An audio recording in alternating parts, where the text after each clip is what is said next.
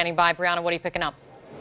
Well, we are actually waiting to talk to Congressman Chuck Fleischman of Tennessee, Kate. He was at the practice when the shooting occurred. He's going to join us in not too long here. But as we await that, I just want to tell you what we've been hearing from some of the members of Congress who were at the practice when this happened, or even just before when this happened. We heard from Congressman Rodney Davis, still very shaken.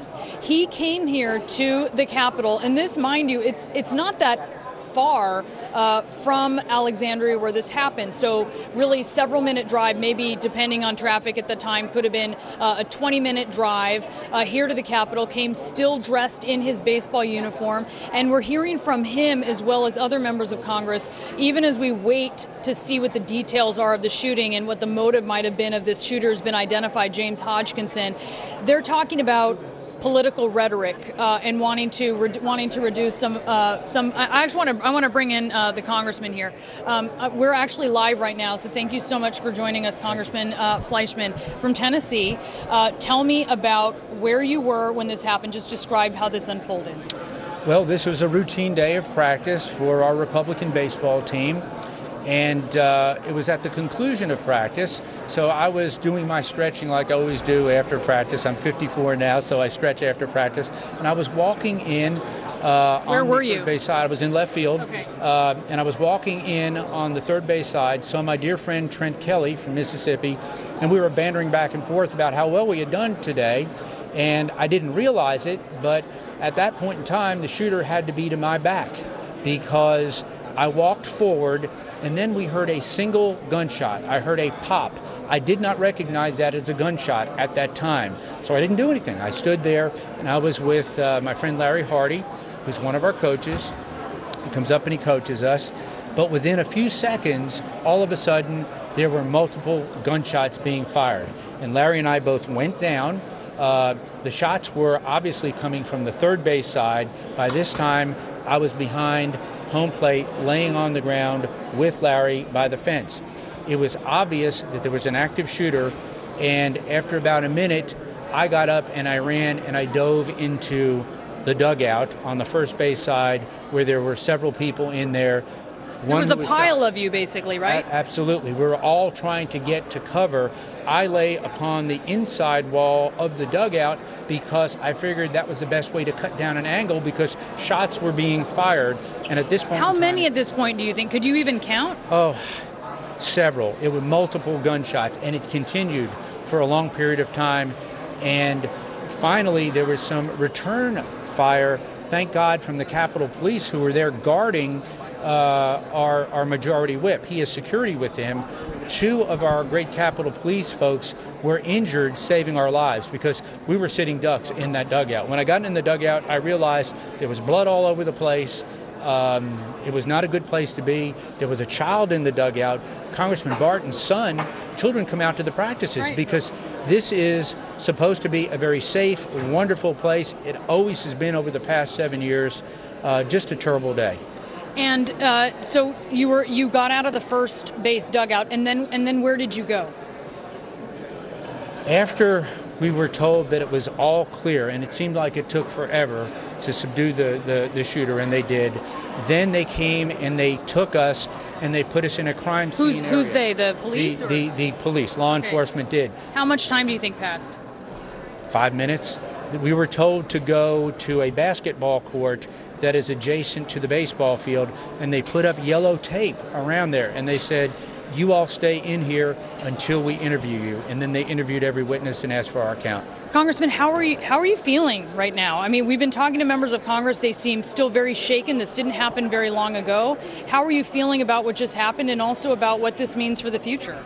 First of all, I'm very sad. I'm sad for my colleagues who got shot. I'm sad for my colleagues who got severely injured. And I feel sad that today, when I went to baseball practice, like I had for 7 years in the past with my colleagues and friends, I had always felt safe.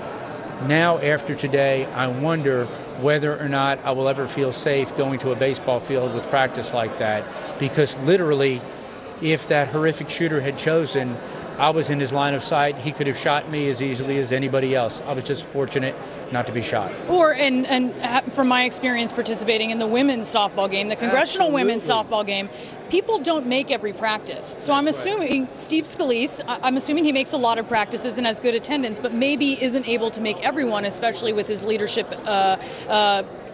obligations. So I feel like that has been coming to the minds of many of you as you think about what would have happened if he hadn't been there with the detail. If his detail were not there, there would have been no security, right? That's absolutely right. And Steve Scalise is my dear friend. He's my dear colleague. He's a great American. I wish him a speedy recovery. My heart goes out to him. I saw him actually laying there at his second base position after he had been shot. He does make all the practices. He's a great athlete. He's a great baseball player. And his security is omnipresent. Fortunately, they were there because otherwise we would have had much greater damage. My heart goes out to the Capitol Police. My thanks go out to the Capitol Police. But for the fact that they returned fire, this horrific shooter could have killed more people. Did you get the sense that it was the Capitol Police, that it was the detail that was able to subdue the shooter? Absolutely.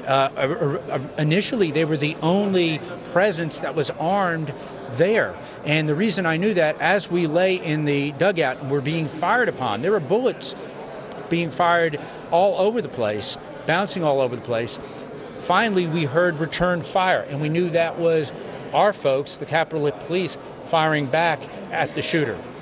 Congressman Fleischman, thank you so much. We're so glad that you are okay, and we appreciate you talking to us. Thank you so much. So, Kate, there you hear it. This, at least according to what Congressman Fleischman saw, and we certainly know that there was a lot of chaos during his during this time that he's giving us the account of.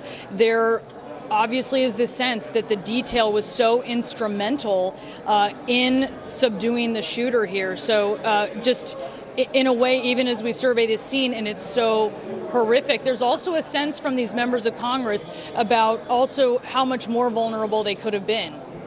I will say, and I know you will feel the same, the level of composure that members of Congress have shown in the direct aftermath and now as they're walking through the Capitol still with their baseball gear on is just truly remarkable. Brianna, we're going to get back to Brianna in just one second. I do want to go right now to Congressman Joe Barton. He's speaking right now. He's the manager of the Republican Congressional baseball team. I want to play you what he's been saying. Let's listen. I'm Congressman Joe Barton. I'm the Republican manager. I have Congressman Pat Meehan with me, who is the our #1 relief pitcher. Our prayers are right now for Steve Scalise and his family, and for the others, the Capitol Hill Police who got wounded, and our volunteers who got wounded also. The heroes are the police officers who attacked the shooter. And in doing so, quite probably saved many, many lives. This is a charity baseball game. We've played it for almost 100 years.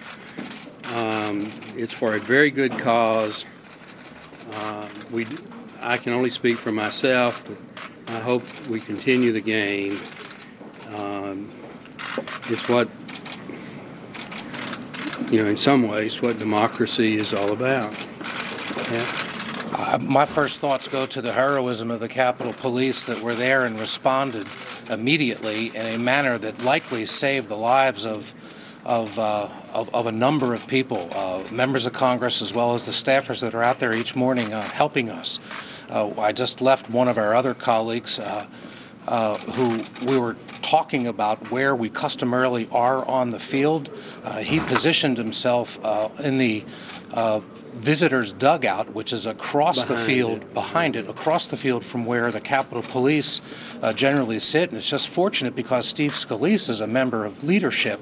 He has a security detail there. Otherwise, we would just be a bunch of guys out on a normal morning practicing. But I think the fact that we practice there every morning, and it's a group of Congress people together. Sometimes, Joe, as many as 25 people, maybe 30. I think we had 22 members there today. You may have been something in which somebody was able to anticipate our being there and being vulnerable.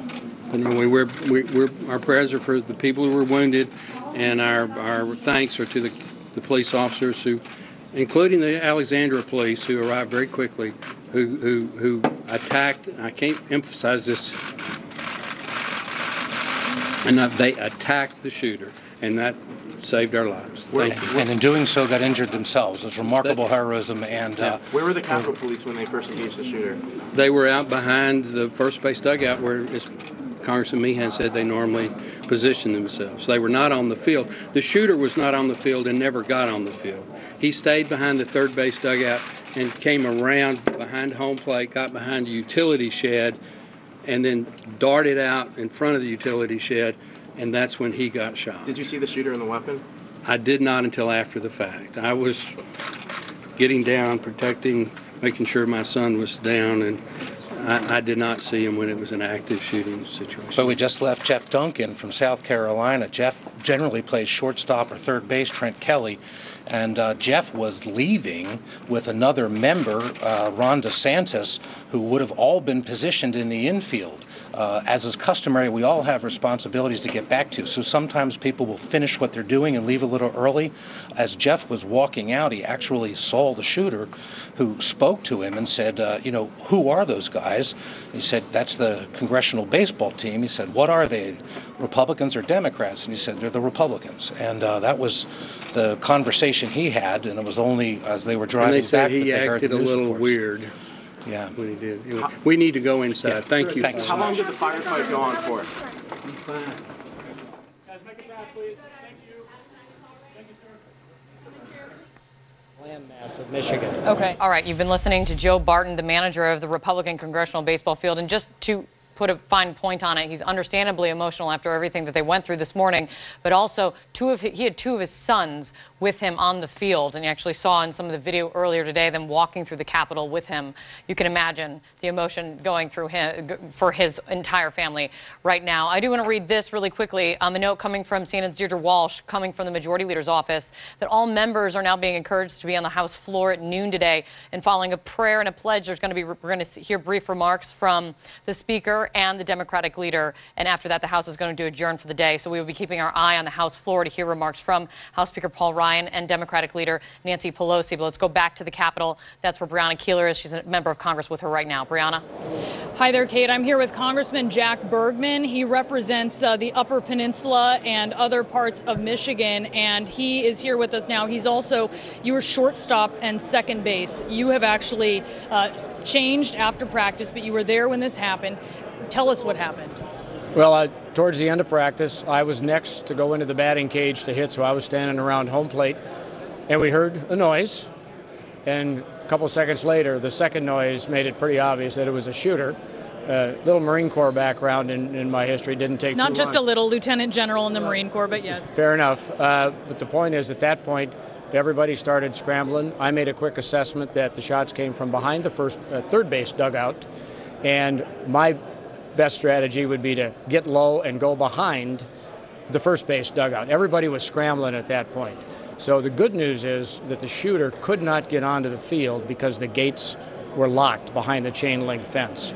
So as he was shooting, he began to move. We couldn't see him, at least from our vantage point, but he had a direct shot at third base, shortstop, and second. So you're hearing him, but you're not seeing him at this point. That's right. We're just hearing the shots, and people yell shooter, people start to scramble, just personal survival and directing others to survival as well. So what happens after that? Where did you ultimately, were you able to run away from the field? We've heard some members of Congress did. Yeah, we were all kind of on our own at that point. So my first thought in getting behind the first base dugout was if he was coming out from third base, he couldn't see me behind the first base dugout. There were some members who were already down in the first base dugout. Then he started to move down the third base line towards home plate, again, outside the fence. And then I moved, along with some others behind the dugout, into the dugout down in there. And that's when the police detail, Whip Scalise's police detail, engaged him and took him down. You have followed a impressive career in the Marine Corps by now being a freshman member of Congress. So this, I don't know if this is your first year, but certainly you were relatively new to the men's baseball team. What are you thinking? How are you feeling as you consider this event that is something that brings members of Congress together, something that, quite frankly, a lot of Americans think you guys don't do? for the last 2 months, we've been meeting at 6:30 in the morning, 3 days a week to practice. I've had a great opportunity to meet many of my colleagues who I hadn't met before. So bonding, getting to know them. We always have political discussions, whether we're on the baseball field or not, talking about issues. But this is a great charity event coming up here tomorrow night. Both Democrats and Republicans. This is a nonpartisan event that really is going to raise $600,000+ for needy kids in the greater metro area. We need to take the game forward tomorrow night, show the American public that we are people with a heart and people with a head.